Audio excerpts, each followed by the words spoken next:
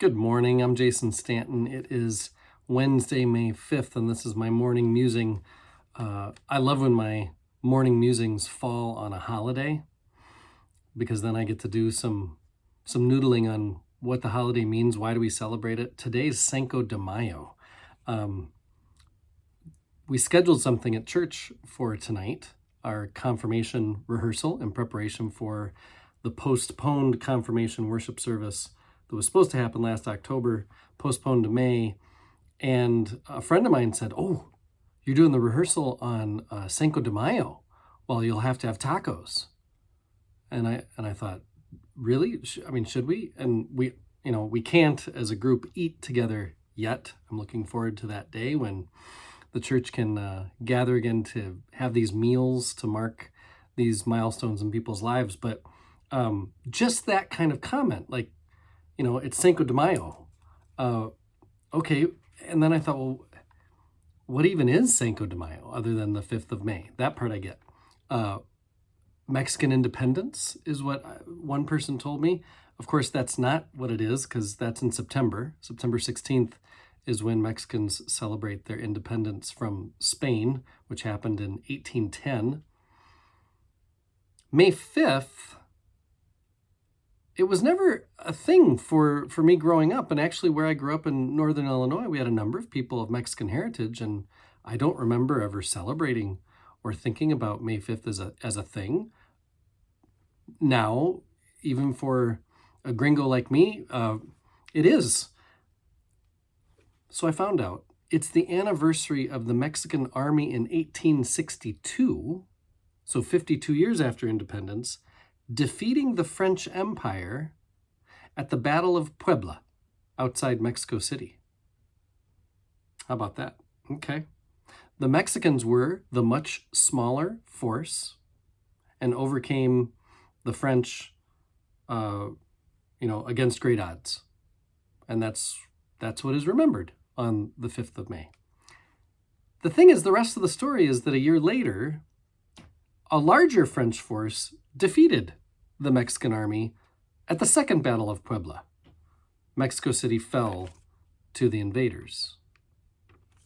Okay, so you might wonder, as I did, why celebrate the first battle if they ended up losing the second? And I think, I haven't read deeply into this, but it seems that it's a great story for Mexicans to remember.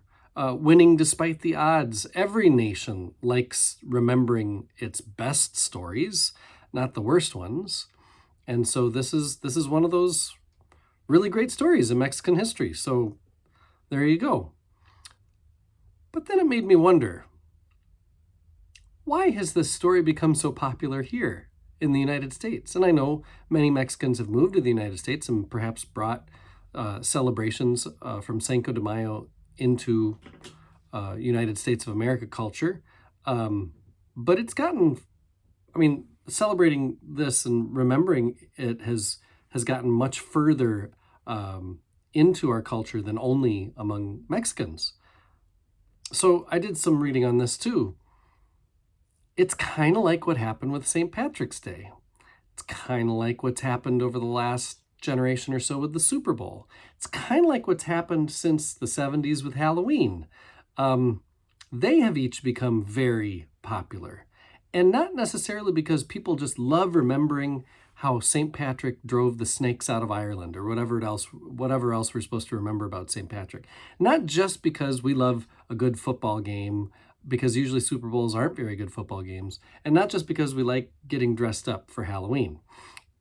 These all are just excuses to party. That's all they are. In 2013, now this is from Wikipedia, more than $600 million worth of beer was purchased in the United States for Cinco de Mayo, more than for the Super Bowl or for St. Patrick's Day. Now, that doesn't even count the amount of tequila that gets purchased for Cinco de Mayo to make all those margaritas, right?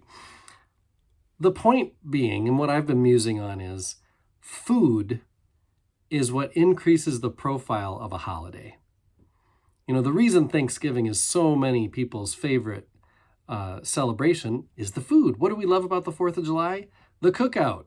What do we love about Easter? The ham. Name the holiday. We associate it, at least the big ones, with a food. And when you say Cinco de Mayo, I think, not just me, one thinks either a good Mexican beer, maybe a margarita, maybe the tacos, nachos, burritos, whatever our favorite Mexican food is.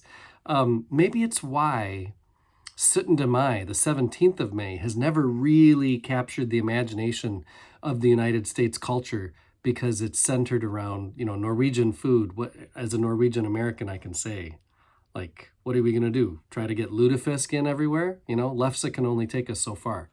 Anyway, food moves holidays up and up and up in the public excitement and imagination. And it just makes me know, again, God knew what God was up to with the whole bread and wine thing. Every Sunday or every time we commune, is a remembrance of the underdog overcoming, and we do it with good food and drink. Keep faith alive today.